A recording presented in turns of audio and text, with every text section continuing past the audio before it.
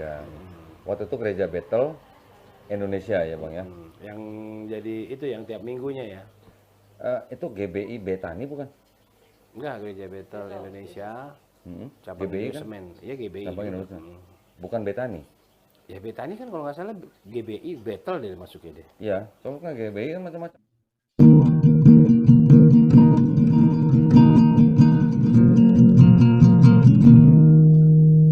Wabarakatuh. Waalaikumsalam warahmatullahi Alhamdulillahirrahmanirrahim. Wassalatu wassalamu ala rasulillah. Puja dan puji syukur kita panjatkan kehadirat Allah Subhanahu wa Ta'ala atas segala nikmat yang kita miliki sampai saat ini, dan kita bisa berkumpul dan bertemu Amin. dengan Bang Yefta dan juga Stefani ya. Salawat dan salam semoga tercurah bagi junjungan kita Nabi Muhammad Sallallahu Alaihi Wasallam. Baik para pemirsa, saat ini saya sedang berada di rumah Bang Yefta Marantika ya Bang ya, betul? Ya, betul.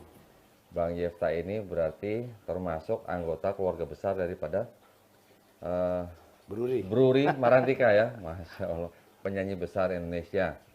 Nah, hari ini saya bisa berkesempatan berkunjung ke kediaman Bang Yefta Marantika ini untuk ngobrol-ngobrol ya. Saya ditemani juga dengan Stefani yang baru 2 minggu ya, baru 2 minggu kemarin bersahadat. Alhamdulillah ya, sudah menerima nikmat Islam gitu ya. Bang Yefta, mohon maaf hari ini kita ngerepotin nih Bang Yefta nih. Nggak apa-apa. Tadi kita ngelihat ya Bang Yefta bisa bermain piano. Tapi sebenarnya saya bukan pemain piano loh. Oke, Bang Yefta bukan pemain piano. Sebenarnya aslinya apa Bang sekarang? Saya lebih ke pemain bass. Oh, bass. Saya nyanyi gitu. Baik. Entertainer. Penghibur lah. Penghibur ya, baik, Masya Allah. Nah, Bang Yefta juga dulu seorang mualaf, betul Bang ya? Ya. Nah, tahun berapa Bang? Kalau mualafnya 1994. 1994, Masya Allah, itu udah lama sekali ya. Juni itu sekitar bulan Juni. Bulan Juni 1994, Masya Allah, itu udah lama sekali ya. Kalau Stefani ini seumur jagung juga belum nih, Stefani ini. Tapi kadarullah. Sempat tertarik untuk mualaf karena Bang Yefta juga. Oh begitu. Iya. Ya, Masya Allah. Jadi kita mau ngobrol-ngobrol nih bertiga nih. Bang Yefta ini dulunya adalah, kalau nggak salah Bang, seorang pelayan gereja Bang ya? Ya, pelayanan. Keberatan nggak Bang kalau sebutin dulu gerejanya apa Bang?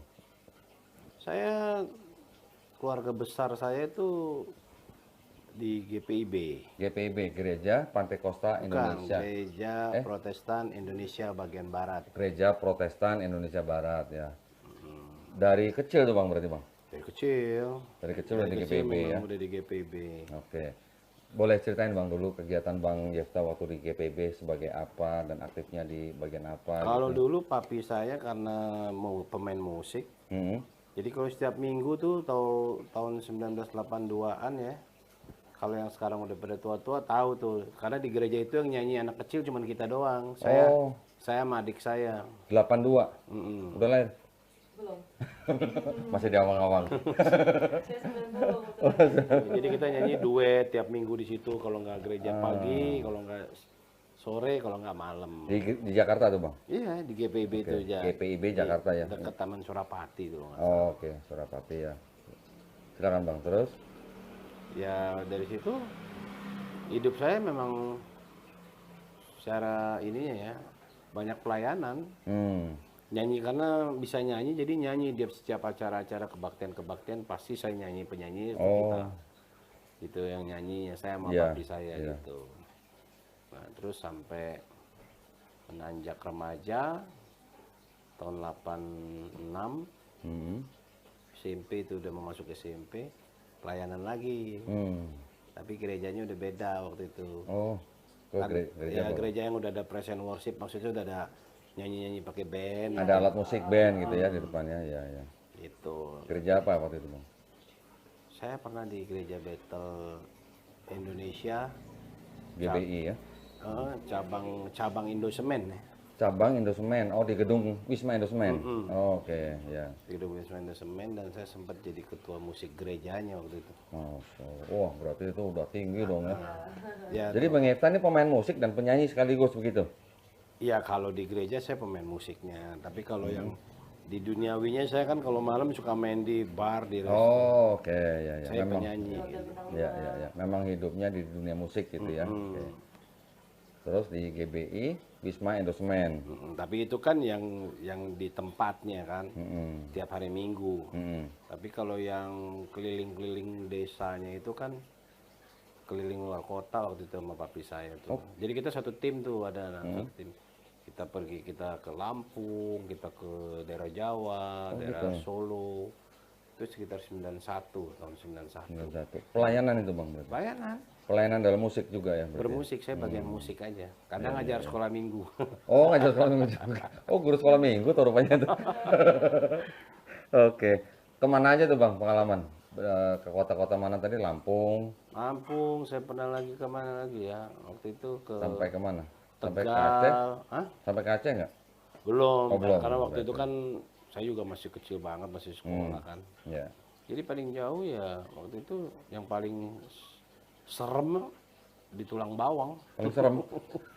Tempatnya kan jalanannya Iya, iya, iya. gerak-gerak gitu kan. Iya, Ternyata tuh gerak karena biarpun udah dibenerin karena gajah suka lewat. Oh, Tiap malam jadi itu jalanannya cepat hancur gitu. iya, iya. Itu maksudnya Bang Yefta sama Papi itu waktu itu ke Lampung itu melayani di gereja atau di desa-desa? Desa. Oh, Desa. bukan di gereja? Bukan, itu bukan dari gereja, itu di desa. Oh, gitu. Jadi memang langsung ke penduduknya. Masyarakat yang memang pada waktu itu ya mungkin perlu siraman rohani menurut versi Kristen ya gitu kan.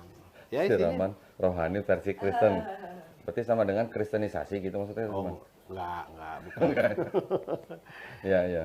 Cuman di situ memang ada jemaat yang udah agamanya Kristen. Oh, oke, oke. Jadi memang sudah ada jemaat yang kenal dengan Papi dan Bang Yefta waktu Iya, itu ya. pada waktu itu kita juga kan ikut, kalau saya kan karena tim musik aja. Mm-mm. Tapi yang dilayani itu penduduk desanya memang penduduk desa yang sudah beragama Kristen atau apa semua campur? Waktu itu sih yang Kristennya udah ada, terus yang non Kristennya cuma nonton aja gitu. Oh, karena musik ya jadi nontonnya karena musik Dia mungkin pikirnya ya. kalian ada dangdutnya. Kirain dangdut katanya bukan dangdut ya. Taunya bukan. Oke, terus ke mana lagi Bang? Ke Tegal. Tegal. Hmm. Udah itu aja sih Bang. Terus ke Solo. Oh, sampai Solo. Solo Oke. ke Palur. Mm-mm.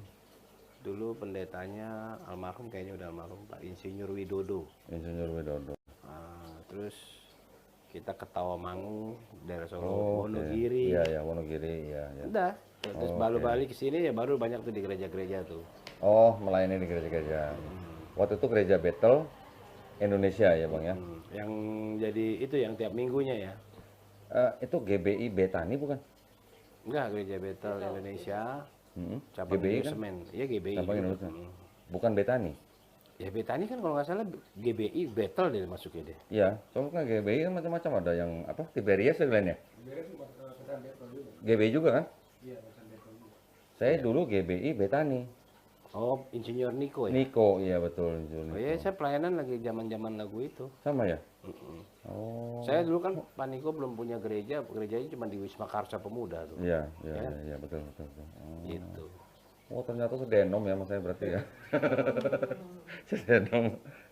Baik, nah terus setelah di musik itu, abang pernah melayani apa lagi selain musik? Saya lebih ke kemanusiaan sih ya, Kemanusiaan. secara pribadi aja. Oke. Jadi saya buat kegiatan yang saya misalnya, aku punya baju bekas nih, saya Sumbangin. kumpulin, kasih. Oke. Ya. Basicnya ya lebih seneng begitu kali ya. Sembako juga gitu bang, Ada. bagi gitu ya. Sembako. Ya kemarinnya di zaman susah saya nggak kerja malah bisa kasih sembako. Tapi Gitu yang ya. ngasih bukan saya, Ya. orang-orang yang percaya sama saya. Oh. Dia mungkin kesian, tapi saya bilang saya udah cukup. Kalau boleh uang yang kamu kasih ke saya bagiin boleh nggak gitu. Ya, ya. Ya kalau saya mau cari kaya kan udah gemuk saya. Ya udah, udah gemuk. Ya, Bang Dondi kan ke rumah saya nggak punya Alphard, nggak punya mobil Ferrari. Ya, ya, ya. Nah, terus Bang Yefta setelah di GBI itu tahun berapa tuh Bang? Tahun 90? Terakhir 94. 94. Oh, 94 Nah, terakhir jadi di saya GBI ya. di GBI itu kalau nggak salah sekitar tahun 91-an. Sampai 94. Iya. Oh, oke. Karena gereja itu kan pada waktu itu masih sewa di situ. Kalau sekarang kalau nggak salah sudah pindah deh di daerah sana tuh Central Park sana. Ya, ya, ya. Bang, sorry Bang, tadi. Jadi Bang Yefta ini sama Om Bruri itu hubungan saudaranya apa Bang? Kalau papi saya bilang, bapak saya itu pernah kakak. Papanya Bang Yefta, kakaknya Pernah kakak, ya sepupu sepupu. jatuhnya. Oh, sepupu sama Om Bruri Marantika. Iya. Oh, berarti keponakan sepupu gitu ya? Iya, Oh, karena ya berarti deket dulu lah. kamar saya pun juga depan kamar dia kan kakek saya punya anak. Hmm, Anaknya itu papi saya. Kakek saya yang nomor 2, Simon Marantika, nggak punya anak. Memang tukang sukanya mengadopsi orang, menyekolahkan orang, Oh, gitu. sampai sukses. Salah satunya Bruri. Mamanya Bruri ini yang paling kecil, Tante Min. Oh, Nah, diambil lah Bruri sama kakek saya nomor 2. Diadopsi. Bapaknya Bruri itu Peso 5. iya. Mamanya Marantika. Nah, jadi waktu itu kamar saya itu, saya kan sempat diambil sama kakek saya karena kecilnya nakal. Siapa yang nakal Bang? Saya, Bang. Aku lagi. Nakalnya itu nakal yang ini ya, yang nakal memang normal ya. Iya, ya. Nakalnya laki-laki lah ya. Iya, bukan nakal yang negatif-negatif. Iya. Artinya bukan yang narkoba, bukan yang mencuri, bukan yang kriminal lah, Iya, bukan. iya, iya. Nah, terus saya diambil kakek saya, kamar saya tuh pas depan kamar almarhum. Oh, depannya Om Bruri ya? Iya, gitu. Jadi ya kita hubungan baik banget. Dekat ya? Dekat Berarti banget. deket ya? Cuman mungkin tidak sedarah gitu ya? Ya kalau dibilang saudara ya saudara lah, itu kan dari Marantikanya kan. Bukan maksudnya Satu darah juga kok. satu marga juga? Iya, cuman papanya dia yang Peso 5. Cuman kan kalau di orang Ambon itu yang bawa nama itu kan nama dari bapak. Oh, oke. Ya, tapi kita kan juga masyarakat umum melihat hokinya dia pertama kan bukan Bruri Peso 5. Marantikanya. Pertama keluar album itu Bruri Marantika. Oke, Jadi nama yang Marantika itu yang lebih Iya. Nah, cuman karena dari papanya yang Peso 5 barulah ada Peso 5. Karena dia punya adik kan, ada Om Helmi, udah almarhum juga. Ada Om Ejon di Holland. Jadi Bang Yefta dari kecil memang sudah hidup di lingkungan kekristenan gitu ya, keluarga besarnya ya, sampai tahun 94. Iya. Terus kemudian 94 Bang Yefta mengucapkan 2 kalimat syahadat. Iya, masuk Islam. Masya Allah. Nah, ini yang kita pengen dengar nih, ini adalah pelajaran buat para pemirsa mungkin ya. Apa yang menyebabkan Bang Yefta menerima Islam gitu Bang? Mungkin Bang bisa ringkas ceritanya apa sih sebenarnya poinnya yang Bang Yefta bisa terima di dalam Islam tuh? Oh ternyata tuh benernya tuh di sini gitu loh, kira-kira. Oh gitu. Iya. Kira-kira apa Bang? Kalau saya pribadi sih dari kecil memang saya udah sering karena rumah saya lingkungannya kan dekat masjid. Oh gitu. Oke. Jadi setiap kalau mereka sholat tuh aku intip. Oh gitu. Ngapain sih sholatnya kayak apa sih, berdoanya mereka kayak apa sih Iya gitu. iya iya. Iya. Heeh. Ternyata kok gitu ya, nungging-nungging ya. Saya Hah? bilang gitu. Iya. Sujud ya. Gitu. Sujud. Iya iya. Terus akhirnya saya di situ masih kecil loh. Waktu itu sekitar umur berapa ya, kalau kelas 4 atau kelas 2 SD. Kelas 2 SD 7-8 tahun ya? Iya. Berpikir pada waktu itu umur 8 tahun mikir enak banget ya mereka berdoa menyembah Tuhan sampai kayak gimana gitu. Kayak beneran gitu sampai sujud gitu ya? Nah, awalnya sih gitu. Ya oke. Akhirnya singkat-singkat cerita saya ketemulah istri ya. Yang sekarang ya. Nah, jadi masuk Islam lah. Oke. Tapi pada waktu itu saya tanya dulu. Tanya menurut versi doa saya waktu itu kan, Tuhan. Iya, iya. Ini kan saya kan pelayan, saya bilang. Ini saya masuk Islam bener nggak nih gitu. Awal-awal ya pertanyaan. Awal gitu ya. Kalau bener, kalau emang kau izinin tolong aku Tuhan untuk saya melangkah gitu loh. Gitu. Akhirnya kejadian lah. Toh akhirnya saya bisa melangkah kan. Ya karena pada waktu itu saya masuk Islam itu di Masjid Sunda Kelapa. Oh gitu? Ja- Oh, masjidnya Ustadz Kenama? Jakarta Pusat. Pusat ya. Dan dianterin temen saya. Temen saya juga, bukan temen, sahabat lah. Iya, iya, iya. Saya cuma bilang, Dot anterin gua mau masuk Islam gitu. Kaget nggak temennya? Kaget ya, Kaget. dadakan kan. Kan saya tipikal orang yang apa ya, emang sering dadakan, saya nggak, kalau udah mikir Manis berarti. Kalau udah hitungan saya udah ini, wah udah saya langsung ambil langkah gitu. Oke, ya, ya. Ya udah kejadian tahun 94 itulah saya masuk Islam. Alhamdulillah. Tetapi ya baru tetapi karena kan belum ngerti. Ya perasaan pada waktu itu seolah-olah kita kayak lahir baru aja. Tapi kan perjalanan banyak. Ya, ya. Melakukan perbuatan yang salah. Gitu. Baru saya belajar yang sungguh-sungguhnya itu 2006. 2006. Bayangin 1994 12 tahun ya? berapa lama tuh prosesnya? 2006 baru tuh. Iya, iya. 12 tahun ya? Oke. Baru tahu, oh iya Tuhan ada gitu. Oh gitu. Karena Oke, saya oke, jujur, oke. karena kan ya kita nggak munafik pada waktu itu saya juga bingung. Iya. Kok begitu gue masuk Islam nggak seperti yang gue pikirin ya gitu. Nyembah enak tuh enggak, karena begitu saya ngalamin pribadi saya loh ya. Pribadi saya ini, fenomena saya gitu loh. Tiap saya Allahu Akbar, saya bingung. Tuhannya di mana gitu kan. Jadi saya cuma mengamal. Nah, makanya saya di situ belajar. Tahun 2006 itu saya baru tahu pas kita bertakbir Allah Akbar. Oh iya. Jadi saya udah nggak mikir lagi, nggak usah mikirin Tuhan lagi ngapain, Tuhan di mana, Allah di mana. Pokoknya saat kita sebut nama Dia, ya yang saya alamin ya. Tangan bulu saya merinding semua tiap takbir itu. Saya menganggap semua tubuh kulit semua ini harus bertakbir. Masya Allah. Jadi harus memuji Allah. Allah Akbar, jangan hanya mulut doang gitu. Iya, iya, iya. Itu kan harus semua, tapi itu kan proses. Jadi untuk para mualaf jangan pernah patah semangat. Iya, iya. Minta terus hidayah sama Allah. Karena ya kalau masalah kasih, semua orang yang nggak sholat, yang pembunuh pun dikasih sama Allah. Iya. Tapi kan belum tentu disayang. Iya, betul. Betul Bang. Makanya Allah itu Maha Pengasih, lagi Maha Penyayang. Iya, kalau gitu ya. kasih semua dikasih. Pengasih semua dikasih gitu ya, tapi Dikasih. penyayang beda gitu ya. Nah, Masya Allah. Jadi Bang Yefta menemukan yang artinya inti daripada kebenaran agama Islam malah di tahun 2006. 2006. Itu pun habis sakit. Oh gitu. Sakitnya sakit nggak jelas. Kalau kita dinegatifin pikirannya, wah ini disantet, didukun orang, mau dibikin. Emang sih banyak yang bilang gitu.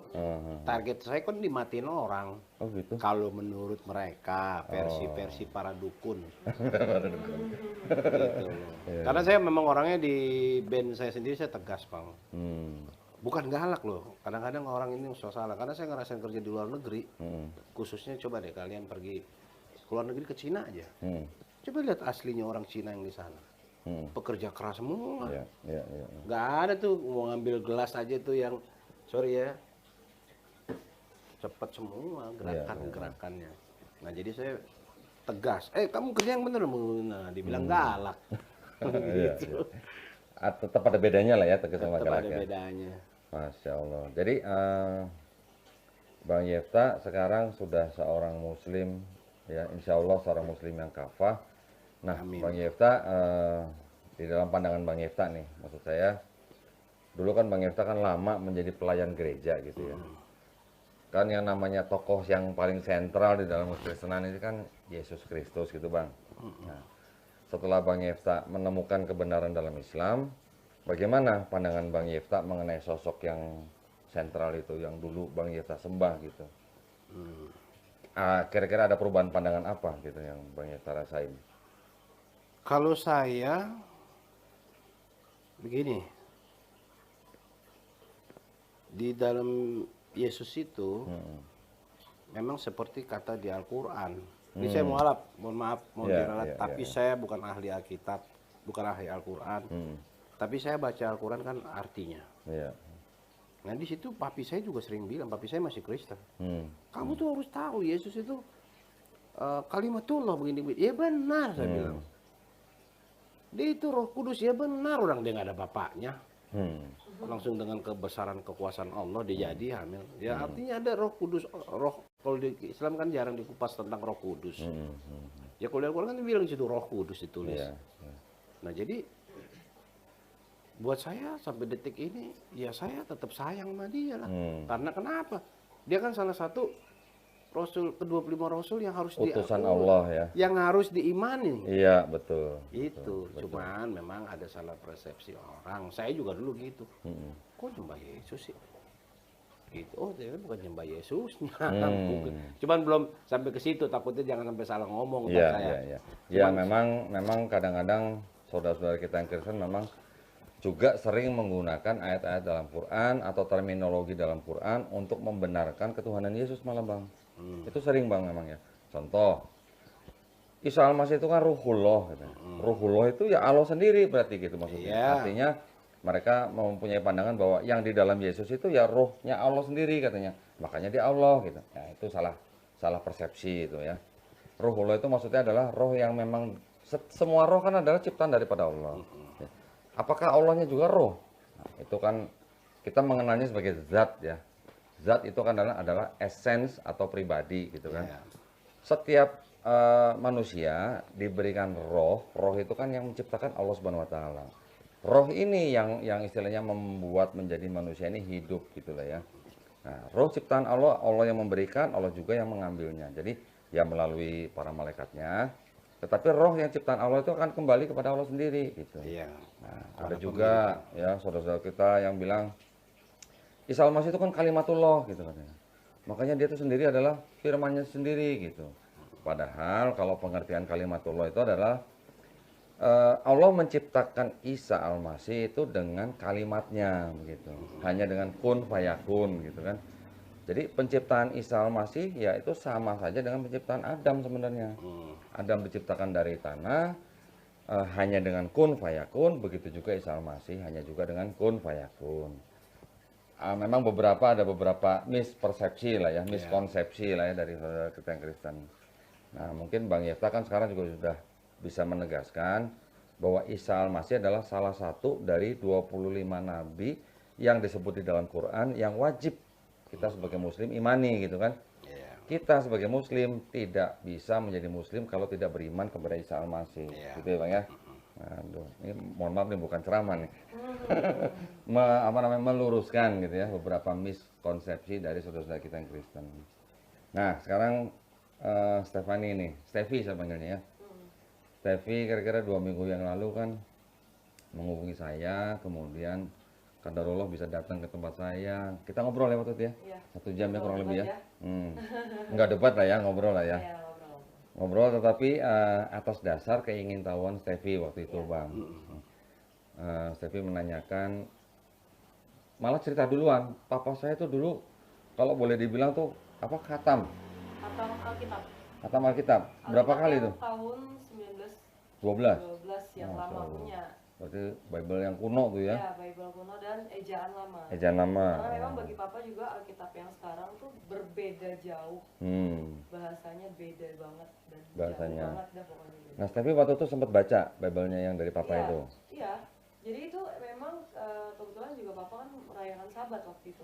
Oh. Jadi memang setiap Jumat malam itu wajib aku misalnya setelah Sabat ya bukan Sabat istilahnya waktu itu. Berarti Itu papanya wajib aku dibacain Alkitab sama papa. oh gitu. Gitu. Dia Kristennya Advent. Advent ya. Jatuhnya Oh, Advent, oke, tapi oke. tidak masuk Advent. Oh, Hanya enggak. mama yang waktu itu. Oh, mama yang ikut Hanya Advent. mama yang papa kasih izin ke Advent, hanya supaya papa dapat buku-buku dari Advent itu. Oh gitu. Untuk dipelajarin sama papa gitu. Papanya pelajarin. Ya, papanya Oke. dapatlah buku itu kan. Boleh Papa boleh dapat pinjam, boleh pinjam. Boleh dipinjam nggak Bible? Bible-nya. Kayaknya sudah dipinjam ya sama konon dia. Nanti ya, ini nanti ya. Nanti kita buat kajian khusus ya. Iya. Kita perlihatkan Bible yang penuh dengan catatan papanya Steffi, ya. Ya, itu Alkitab papa dari muda itu. Dari muda ya. Dari muda. Saya kemarin sudah lihat catatannya itu, masya Allah. Ini kalau, aduh, sayang sekali papanya Ya, siapa? sayang Steffi papa sudah udah nggak ada ya. Pulang. Coba kalau ada pasti. Wah, kalau ketemu saya kemarin bisa seru tuh, kemarin bisa 2-3 hari nggak selesai tuh ya. Iya. Nah, terus Steffi waktu itu kan ngobrol dengan saya kurang lebih 1 jam. Akhirnya Steffi juga saya perlihatkan juga beberapa ayat di dalam Bible itu sebenarnya yang mungkin bisa dikatakan disalahpahami gitu ya, disalahpahami atau disalah mengerti atau mungkin pemahamannya dibedakan gitu oleh gereja gitu Bang. Bang Yefta dulu pasti masih dengar lah ya, masih ingat lah ya. dan inilah hidup yang kekal, bahwa engkaulah satu-satunya Allah yang benar, dan mengenal Yesus Kristus yang kau utus gitu kan. Sudah jelas-jelas utus gitu, tapi diangkat menjadi Tuhan gitu. Iya. Ada lagi nanti Yesus sebenarnya mengatakan kepada Maria Magdalena, ini belum saatnya aku diangkat kepada Bapakku, tetapi katakanlah kepada saudara-saudaramu bahwa apa? Bapaknya Magdalena dengan bapaknya Yesus ini maksudnya bapak ini Tuhan. Sama kan berarti kan? Tuhanku, Allahku dan Allahmu. Berarti Yesus punya Allah, ini dalam tanda kutip sebenarnya Tuhan ya artinya. Yesus punya Tuhan, murid-muridnya juga punya Tuhan. Artinya Tuhan yang sama gitu, Bang. Nah, ada lagi nanti ayat-ayat yang lain pada waktu Yesus mungkin sedang diuji gitu ya. Sembahlah Allah saja gitu. Tetapi memang di dalam doktrin gereja kan ayat-ayat seperti itu digambarkan sebagai yaitu Yesus sedang ngajarin gitu misalnya. Betul nggak, Bang? Ya. Pasti masih ingat Pak ya. Nah, terus akhirnya Steffi dan saya waktu setelah berbicara, Steffi akhirnya mengucapkan 2 kalimat syahadat gitu ya. Alhamdulillah sekarang Steffi sudah menjadi muslimah. Ya, kita doakan Steffi semoga istiqomah ya Bang ya. Amin. Amin. Bang, cerita lagi Bang, dulu waktu apa namanya? Mungkin sedang pelayanan gitu ada pengalaman yang menarik nggak? Yang bisa di-share gitu ke pemirsa gitu. Pelayanan apa nih? Yang masih di gereja gitu. Ya. Atau mungkin hanya rutinitas gitu atau bagaimana? Enggak. Enggak ya? Basically tetap masih bertanya terus saya kan. Oh, Tapi saya patuh orangnya. Hmm. Patuh aja jalan. Basicnya kalau saya tuh saya pribadi ya. Posisinya nih Allah. Ini utusannya nih Yesus nih. Ya udah, aku patuh aja. Patuh tuh artinya melayani Yesus ya untuk Allah gitu. Oh, Kalau oke. saya dulu begitu. iya, iya, iya. Cuman kan kadang-kadang banyak hal pemikiran namanya pemikiran ya. Jadi, Akal ya. waduh, saya bilang Tuhan ini nggak bisa dipikirin nih buat saya. Karena kalau dipikirin gila saya bilang. Karena Gitu. iyalah akhirnya berjalan dengan waktu aja hidayah. Makanya kan ada istilah Iya, dapat hidayah. Iya, iya. Ya hidayahnya itu di 2006 itu. 2006 ya. Oke. Jadi saya udahlah setelah saya paham, oh udah saya nggak mau banyak bicara lagi, bukan nggak mau debat, nggak. Iya, iya. Ya karena kalau saya debat juga percuma. Iya, iya, iya. Lo kan itu kan ini lo sendiri, ini gue sendiri. Iya, Gitu. iya, iya. Karena kan saya juga banyak ditentang waktu itu. Keluarga. Sama keluarga, terutama kemarin aja juga begitu saya di IG.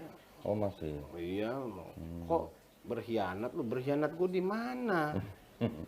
Berkhianat gue sama Yesus kecuali kalau gue seandainya hidup di zaman dia, terus gue jual dia kayak Yudas Iskariot itu berkhianat. Iya, iya. Gue bilang kan gue nggak jelek-jelekin Yesus ke semua. Gue ternyata begini, enggak juga saya. Saya bilang berkhianat gue di mana? Lo jangan main ngejudge aja saya bilang. Yesus sendiri aja nggak pernah ngejudge sembarangan orang. Karena ada waktu perempuan Sundal yang mau dirajam. Iya, iya, iya. Anda tahu cerita Iya, itu kan? iya, iya. Kalau Yohanes Mualaf tuh 7:53.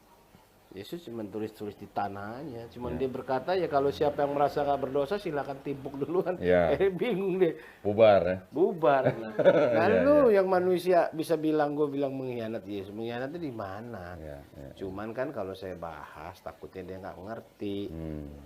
Gitu. Ini sih pembahasan orang bego. Saya aja ya. Saya ini jadi bilang gini. Adam diciptakan kata ayah saya. Adam diciptakan pada waktu itu ya kan. Nah, sedangkan di situ setan sombong sekali, merasa gue diciptain dari api. Iya. Kok gue disuruh sujud sama yang dari tanah. dari tanah yang hitam yang jelek gitu ya. Iya, kan? iya, iya, iya, iya, iya. Disitulah Tuhan murka Iya, iya. karena kesombongannya. Kenapa disuruh sujud di situ? Kalau orang yang paham tahu ya mungkin yang udah paham. Kalau saya kan karena ayah saya yang bilang saya pegang. Ayah saya pasti tanya siapa sih ayah saya. Ada itu adalah guru rohani saya lah gitu. Dan itu sesuai di Al-Quran juga. Kalau disuruh sujud itu kan ada di Al-Quran, di Alkitab juga ada suruh sujud, semua pada sujud kepada Adam. Nah, tapi setan doang yang nggak mau. Nah, karena setan ketipu sama Allah sendiri dengan kesombongan dia. Karena memang tingkatannya itu setan tuh di dekat sama Tuhan. Memang dia itu apa ya, gurunya para malaikat. Iya, iya. Mau tahu saktinya setan di mana gampang. Saat di Alkitab, di Al-Quran dibilang sudah diusir setan itu dari surga karena telah menipu Adam makan buah. Pertanyaannya, surga itu dijaga sama siapa? Malaikat kan? Pertanyaannya kok setan masih bisa masuk atas izin Allah? Berarti setan sakti dong, udah jelas ya dong. Nggak kelihatan loh. Malaikat aja udah sifatnya, udah ruh kata. Dia lebih halus lagi. Nah disitulah hebatnya setan dikasih sama Tuhan. Nah tetapi setan kesombongannya dia itu, karena kesombongannya dia nggak ngeliat yang di dalam Adam itu, ya itulah ada nurnya Allah itu. Ya, ya. Ya ibaratnya sih kalau saya mengibaratkan ya kayak sekarang kita berdiri ada bayangannya, ya itu kan nur kita itu. Nah ini anggapnya begitu. Nah nurnya itu yang ditaruh sama Allah di dalam Adam. Yang kalau orang Islam yang sudah paham bilangnya nur ara nurin.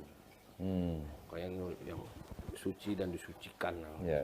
Terus memang nur maha suci. Ya bilang yang ada di dalam seluruh para nabi-nabi itu kalau saya gitu. Jadi jasadnya meninggal, ya nurnya Allah ini nggak bakal pernah mati selamanya. Pindah lagi ke Allah yang pilih siapa Rasulnya. Sampai ke Yesus pun juga masuk. Sampai ke Yesus udah cabut ya gantian ke Rasulullah SAW. Ini namanya kan Nur Muhammad. Disitulah Bang, makanya simpel aja. Jadi saya kalau dibilang orang-orang, wah lu mengkhianati lah. Pada mengkhianat, gue baik sampai sekarang. Biar khianatnya di mana gitu ya? Iya, maksudnya kita tetap memuliakan ya. Iya, kita tetap saya tetap memuliakan. loh. Nah, itu kan gimana ya Bang? Kalau buat saya pribadi, karena itu perintah Allah jelas. Iya. Itu kan kekasihnya Allah juga. Iya, betul. Cuman pada waktu itu kan ada masanya di zamannya dia, di zamannya Yesus tuh diturunkan kan pada waktu itu khusus untuk Bani Israel. Bani Israel, betul. Karena Tuhan sayang sama Israel. Kita juga nggak nutup mungkin memang Allah tuh sayang sama Israel dan sayang juga sama Ismail. Iya, betul. Gitu, karena saya kan juga pelayanan, ada buka deh di kitab Kejadian tentang sejarah. Sejarah itu ditulis di dalam Alkitab berapa ya, di Keluaran, pokoknya tentang Ibrahim, terakhir cerita Ibrahim. Kejadian 16 kalau nggak salah. Pokoknya yang Ibrahim tuh. Jadi Ibrahim itu waktu saat berdoa, dia mau minta berkati untuk Ishak aja, karena memang istri pertamanya kan Sarah. Iya. Karena nggak punya anak, diizinin lah mendapat karena Hagar.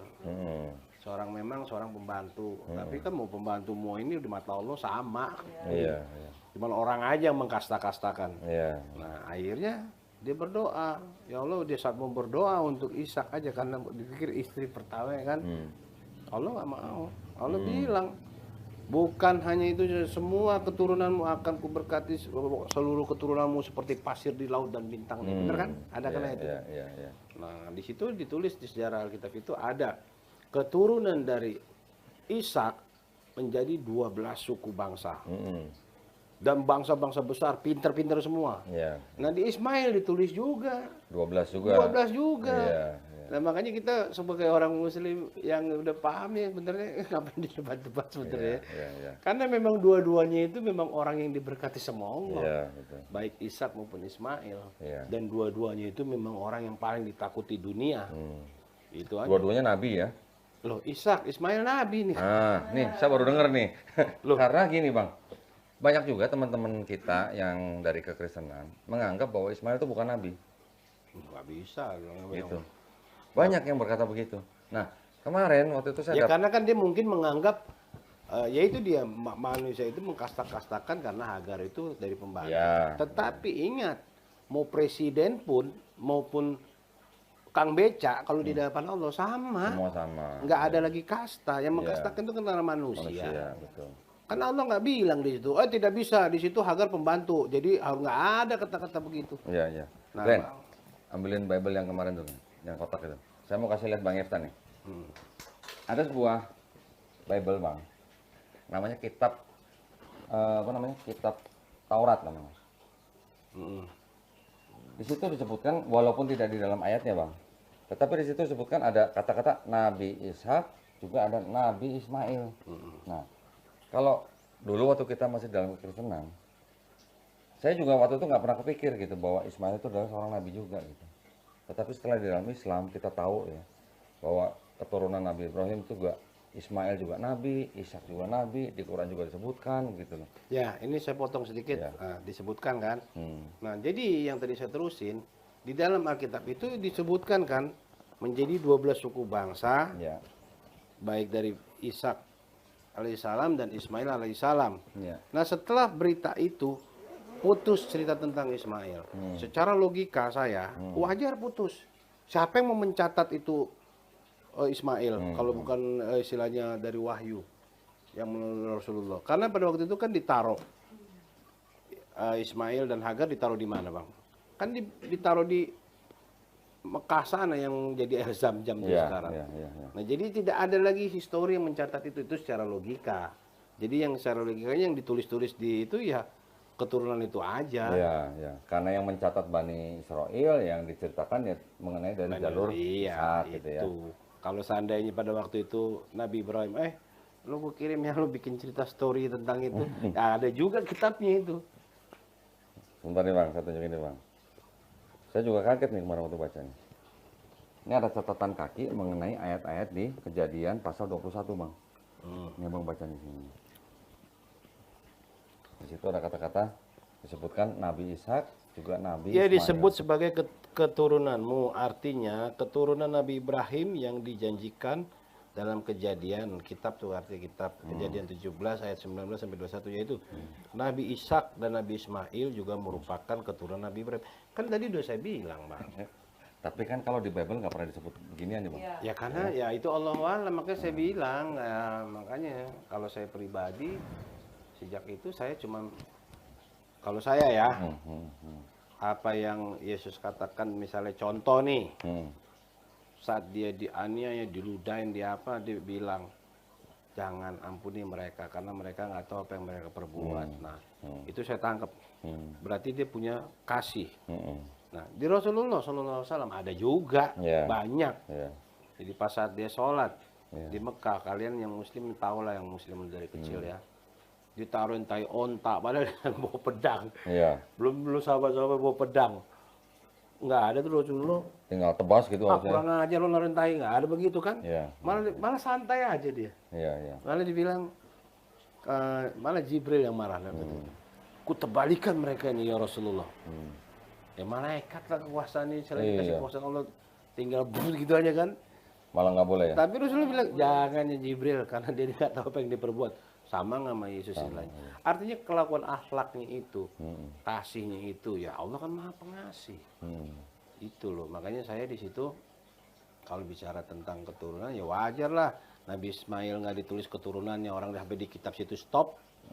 Cuman turunan itu doang. Ada sih ditulis sih keturunannya sampai apa namanya? Iya di beberapa generasi iya, ada. di Alkitab tapi tidak sampai tuntas kan. Tapi tidak sampai Nabi Muhammad. Iya, nggak sampai. Cuman karena ya siapa lagi mau pelajari? Kalau secara logika, ya wajar lah. Ya kalau orang Kristen pun nggak mau mengakui ya terserah dia, hak dia. Tapi kalau secara gen udah jelas-jelas orang bapaknya Ibrahim. Contoh, ini orang laki satu punya istri satu atau dua. Darahnya dari yang laki. Itu sedara nggak sebenarnya? Sedara. Ya sedara kan Bang. Mau dia istrinya 3, 4, ya kalau lakinya satu. Zaman dulu, sedara, bos. ya. Zaman dulu. Ya sedara kan. Iya. Gitu. Jadi mau ditutupin bagaimanapun juga ya nggak bisa. Iya. Masya Allah. Kemarin saya juga ngelihat catatannya papanya Steffi itu. Dia nulis di buku, tulis ya. Itu namanya silsilah Bang. Komplit ditulis sama dia tuh. Silsilah raja-raja, silsilah Daud, silsilah Yesus. Sampai silsilah Yesus juga tulis komplit. Karena memang papa juga peneliti. Sama papanya itu. Komplit. Ini hari ini lagi di scan. Oh ya. Nanti kita liatin ya nanti ya, lain waktu ya. Nah, jadi sebenarnya kalau memang kita sebenarnya mencari kebenaran di dalam Alkitab sebenarnya, Alkitab kekristenan maksud saya, menurut saya itu masih ada sisa-sisa kebenaran Bang.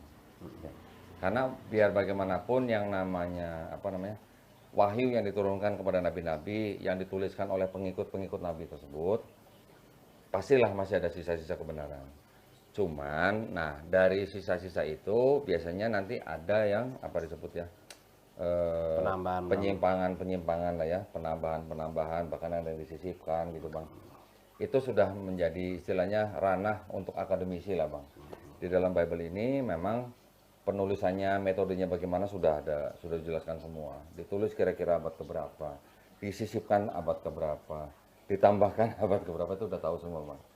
Beda dengan Al-Quran ya Bang ya. Mungkin Bang Yefta sekarang baca Al-Quran mungkin masih dalam terjemahan, tapi bisa dibuktikan bahwa di dalam Quran itu tidak ada yang disisipkan, tidak ada yang ditambahkan, semuanya murni berasal dari Allah Subhanahu wa taala melalui malaikat Jibril gitu ya Bang. Ya. Nah, menurut pandangan Bang Yefta gimana? Kalau ini mohon maaf nih Bang, bukan kita mau apa ya, bukan kita mau menjelekkan atau apa, tapi ini edukasi buat teman-teman yang nonton nih. Menurut Bang Yefta yang sudah cukup lama, dulu apa namanya mungkin sempat belajar Bible juga, dengan sekarang Quran yang Abang baca, bagaimana perbandingannya kira-kira menurut Bang Yefta? Ya, basically gini. Kan tadi Abang ngomong ya, ini bicara tentang Bible ya. Ya, Masih ada sisa-sisa kebenaran. ya, Nah, itu yang tadi saya ngomong juga sama Abang. Jadi saya contoh saat Yesus berkata, "Akulah jalan kebenaran dan hidup." Contoh. Itu benar kan, dia utusan Allah. Iya. Kenapa benarnya? Ya di zaman itu orang mau percaya sama Allah tuh sulit. iya, betul. Gitu loh. Nah, jadi saya pribadi, oh itu saya tangkap, oh itu benar. Benar. Jalan tuh Bang ya. Cuman kan di situ saya nggak pernah bilang, akulah Tuhan. Ya, Nah, itu yang saya nggak pernah temuin. ya, ya betul. Akulah Tuhan, sembahlah aku. Nah, nggak pernah saya temuin. Betul. Nah, jadi saya kalau baca Alkitab Bible pun, papi saya kan masih Kristen. Kasih saya Alkitab, saya baca. Saya bilang, papi ini kayak saya memusuhi Yesus aja. Saya memusuhi Yesus sama aja saya memusuhi Allah. Gitu kan. Ya. Sebenarnya akulah jalan dan hidup, kebenaran dan hidup ya. Sebenarnya nggak ada yang salah dari pernyataan itu ya. Iya bener. Untuk Bani Israel pada zaman itu kan, Iya. mereka bisa selamat hanya melalui Yesus gitu kan. Iya, karena udah Jalannya melalui Yesus gitu Bang ya. Iya. Nah, kan makanya Allah itu maha baik. Kenapa? Dengan janjinya yang saya, dengan ini saya, dia berjanjikan di zaman Ibrahim berapa ribu tahun lalu. Bukan kau saja Ibrahim. Seluruh keturunanmu seperti pasir di lautan dan bintang di langitku berkati. Nah, dua orang ini, Sarai dan Hagar, punya anak yang menjadi bapaknya para nabi-nabi semua kan. Ini logika saya ya, Iya. secara pemikiran saya. Nah, jadi udah bagaimana udah jelaskan di situ Pak. Iya. Memang Allah maha baik. Maha baiknya kenapa? Dia kasih juga buat Bani Israel juru selamat. Dia kasih juga untuk pada waktu itu umat Islam untuk kaum kafir Quraisy kan itu. Nah, tetapi di Rasulullah kan di situ saya menyimak, ini saya maaf yang belum paham tentang ini, tapi saya dengan perasaan saya aja ini, dengan hati saya, lebih luas Rasulullah itu. Gitu, lebih luasnya kenapa? Ya buat seluruh umat. Nah, jadi saya tertarik tuh dengan kalimat Bang Yefta bahwa keturunan Nabi Ibrahim semuanya diberkati, tetapi juga ada perkataan di dalam Bible nih Bang, yang mengatakan bahwa yang memberkatimu, mu ini maksudnya Nabi Ibrahim, aku akan memberkati orang yang memberkatimu. Artinya Allah akan memberkati orang yang memberkati Nabi Ibrahim. Sekarang umat mana Bang yang setiap kali berdoa bersolawat juga untuk Nabi Ibrahim? Iya makanya itu aja. Kita umat Islam setiap kali kita sholat ya, pada tahiyatul akhir selain sholawat untuk Nabi Muhammad SAW juga sholawat untuk Nabi Ibrahim alaihissalam ya. Ini yang lagi belajar sholat nih, nanti tolong perhatiin ya. Setiap kali kita tahiyatul akhir selalu kita mengucapkan sholawat untuk Nabi Ibrahim juga gitu, selain untuk Nabi Muhammad SAW. Di dalam Bible ada Bang, nih satu juga nih Bang, Kejadian 12 2-3. Nah, biasanya kalau yang tukang baca Bible nih si Glenn nih, yang baca Bible. Ini Glenn. Kejadian 2 ayat 12 sorry, Kejadian 12 ayat 2 dan 3.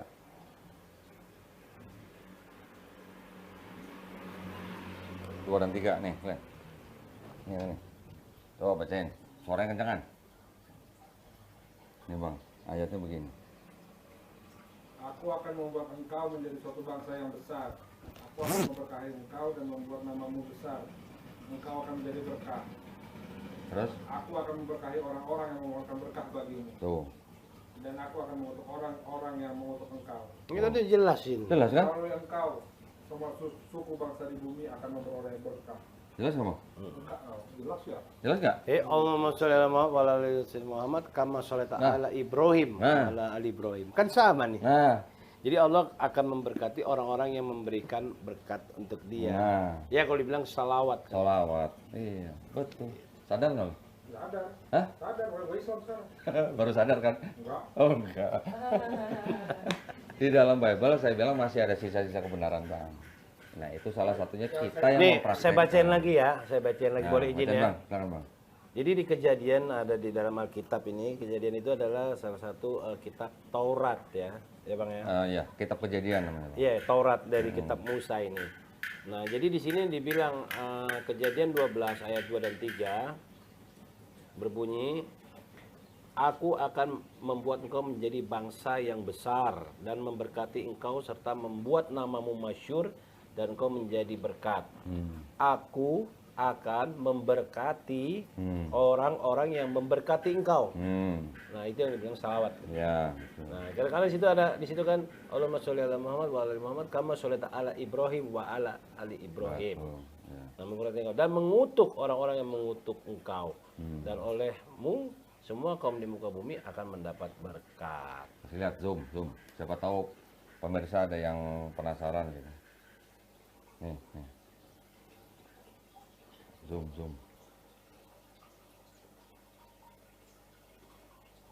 Kok tamat? Iya dong, biar. Kelihatan? Ayat 3. 12 ayat 3. 2 dan 3. Ya. Jelas bang ya? Berarti gimana ya?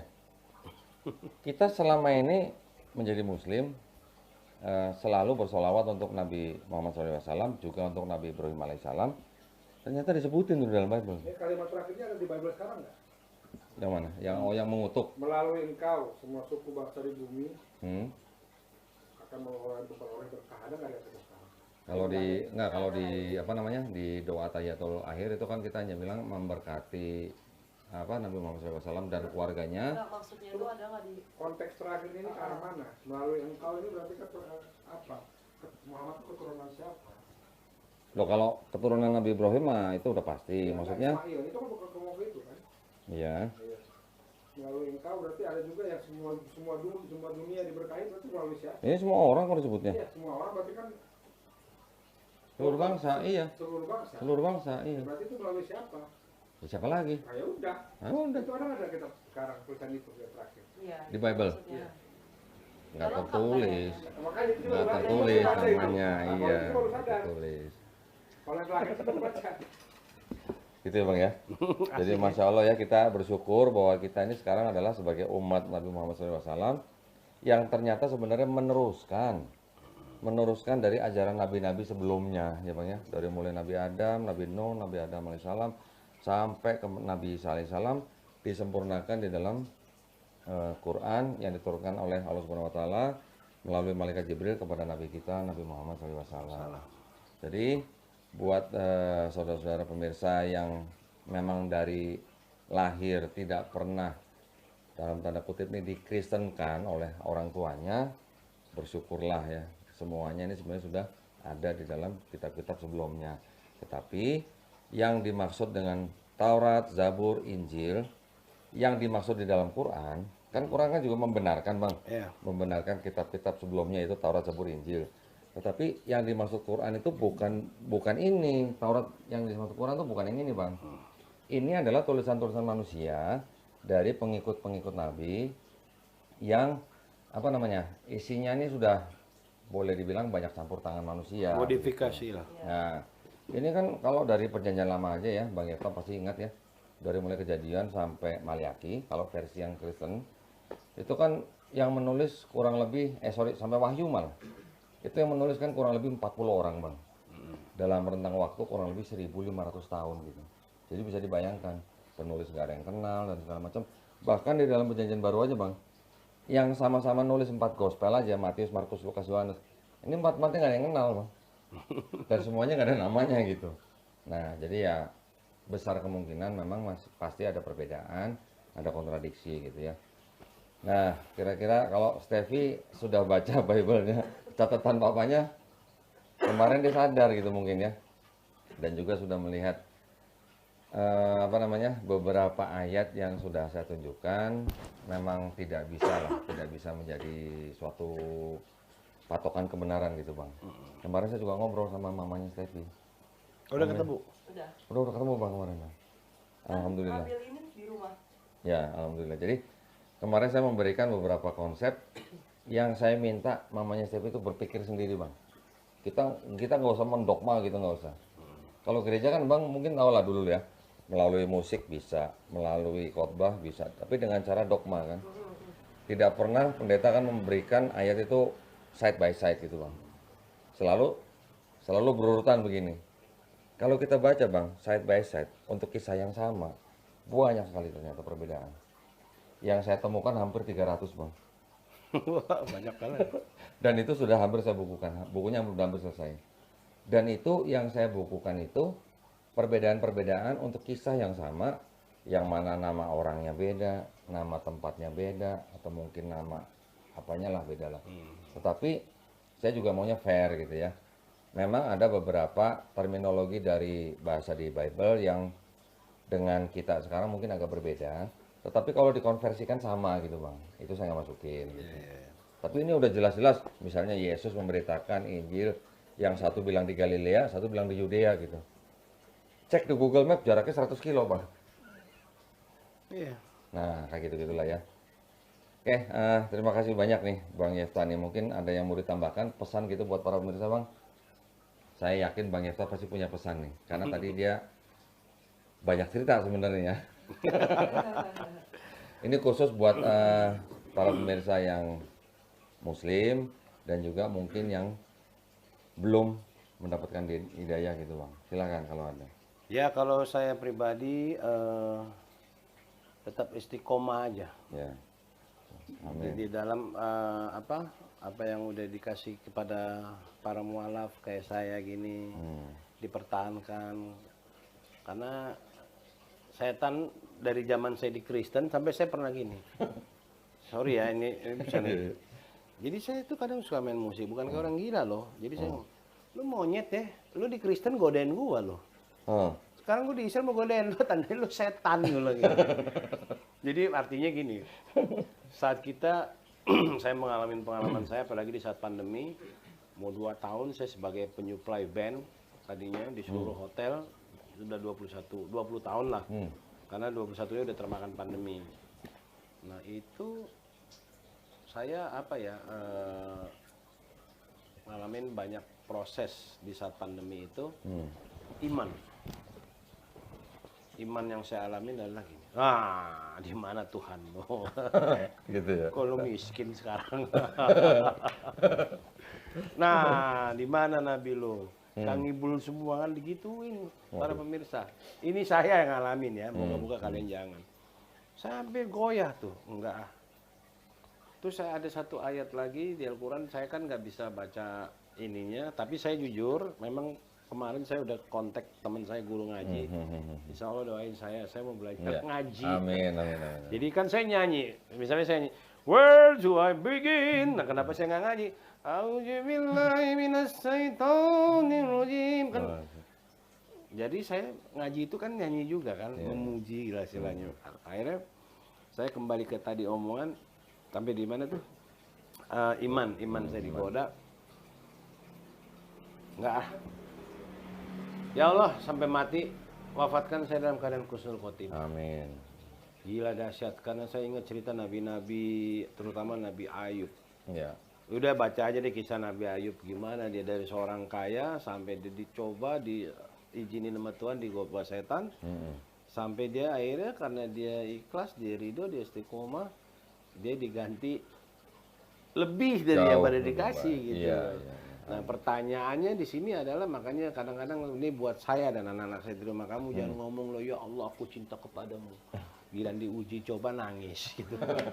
Maksud saya ke anak-anak lo pemirsa. Iya, iya, iya. Kalau dibilang cinta, ya lo kan punya pacar. Kan pasti pacar lo tes setia nggak dia sama lo. Tukang selingkuh nggak dia nih. Terus kalau gue miskin, ntar dia ninggalin gue nggak nih? Gitu. Iya, iya, iya. Ya sekarang gambarannya apalagi ke Allah. Dan saya ngalamin loh. Ke Allah itu inget. Tidak segampang apa yang kalian pikirkan. Saya kemarin pandemi ke rumah mantan presiden. Kan saya dulu pernah main acara presiden SBY Iya, iya, iya. untuk keluarganya. Saya main organ nyanyi, menghibur mereka dan keluarganya. Itu dia janji, pas kamu kalau ada kesusahan kamu datang ke Cikeas. Saya ke Cikeas, cuman beliau pas sakit prostat. Langsung mau keluar. Operasi ya waktu itu. Itu mau ketemu presiden aja, ada protokolnya bro.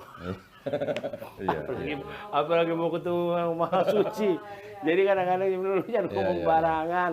Kadang-kadang saya juga bilang, udah demi Allah jangan. Udah saya bilang sama anak saya nih ya. Jadi kalau lu udah berkata bilang lu tidak bohong, gua nggak bohong. Udah lo bohong. Kalau lu bohong urusan sama Tuhan. Gitu. Nah jadi pesan saya tetap istiqomah. Dan yang saya alami di saat-saat pandemi lagi, kok saya nggak susah. Masya Allah. Padahal nggak kerja loh. Masya Allah. Tuh, badan saya gemuk, malah kegemukan ini saya. Nah, artinya, Yang mana juga dong? nah disitulah saya dapat hikmah.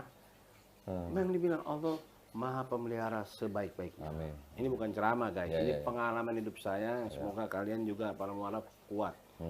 Itu kalau setan memang biasa itu. Saya bilang pada saya, Pak, saya narik dari itu. Iya, gue bilang lu jangan jauh dari Tuhan. Lu kalau dapat duit sisain duit receh-receh. Iya. Sedekah yang banyak, saya bilang. Sedekah, tapi lihat dulu sedekah nih buat saya ya. Ada tanah tandus, ada tanah subur. Kalau kita bersedekah di tanah yang tandus, kira-kira akan numbuh nggak benih pohonan itu? Nggak akan tumbuh sampai kapanpun. Ya. Nah kalau kita bersedekah di tanah yang subur akan tumbuh. Ya artinya jangan sembarang sedekah juga. Karena sekarang orang sedekah banyak nyaru-nyaru bro. Iya, iya, Gini katanya tangannya nggak buntung.